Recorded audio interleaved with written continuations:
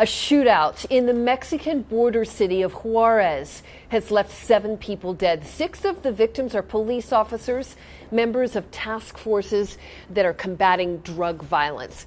They had stopped some people under investigation, apparently, when up to 3 cars stopped and the people inside opened fire. The mayor says it is not clear what the police were investigating or whether this incident is drug-related, but so many previous to this have been. So let's try to get to the bottom of this, what caused this shootout to happen. And we are joined now by the mayor of Juarez, Jose Reyes, with more details on this. Mr. Reyes, how much more do you know about the cause of this shootout?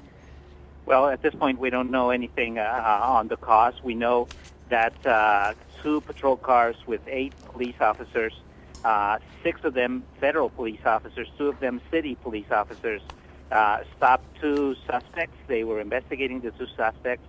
At that time, 3 cars stopped and started firing with AK-47s at the police officers. In the attack, 5 federal police officers died. 1 more is critically injured at this time. 1 female police officer, a 22-year-old police officer that had just joined the force in 2008, was also killed. And another city police officer was injured, but he's not in great condition. Tragic. I mean, as you rattle off all of what has happened here and we see the bodies strewn on the ground, what goes through your mind? Well, it is very difficult, but here we have seen in the last about 3 or 4 weeks, we changed our strategy. The federal government, President Felipe Calderon, changed the strategy, sent in 5,000 federal police officers with a very large intelligence contingency, and we started detaining a lot more criminals and making it a lot more difficult for them. This is certainly an attack to try to stop that. Do you think this is a direct attack at the police officers? You think it's in retaliation for that, for the recent arrest, for the stepping up? Yes, I think it's a retaliation at this point, although there had been that stop of people that were being investigated. It doesn't seem to be related.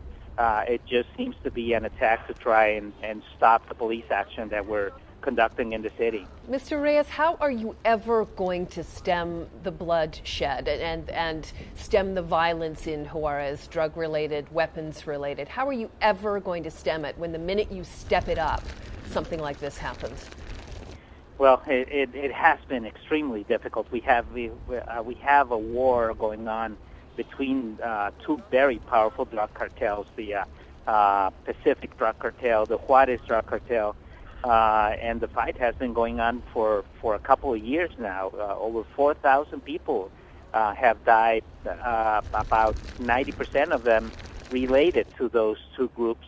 And as long as the war keeps going on between them, it's been very difficult to stop the bloodshed. Mayor Reyes, who do you blame for this, for the bloodshed? It is directly related to the war between the 2 drug cartels. These 2 drug cartels used to be partners, used to be kind of brothers in the drug trade, bringing cocaine into the United States. They separated in early 2008 and have been fighting ever since for control of this city that's the most central and most logistically attractive situated city in North America. Do you blame the U.S. at all? I mean, there's so much discussion now about the appetite for drugs in the U.S. and the flow of weapons, as people say, right across that border.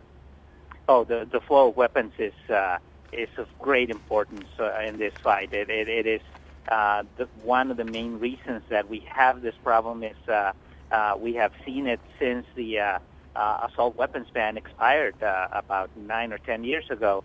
The flow of assault weapons just started tremendously into Mexico, and now we're seeing this fight between the drug cartels with high-powered rifles that at some point not even the Mexican army could have. They were prohibited by the U.S. government for export to the Mexican army, but the drug dealers had them, and they bought them legally in in stores all over the U.S. border with Mexico.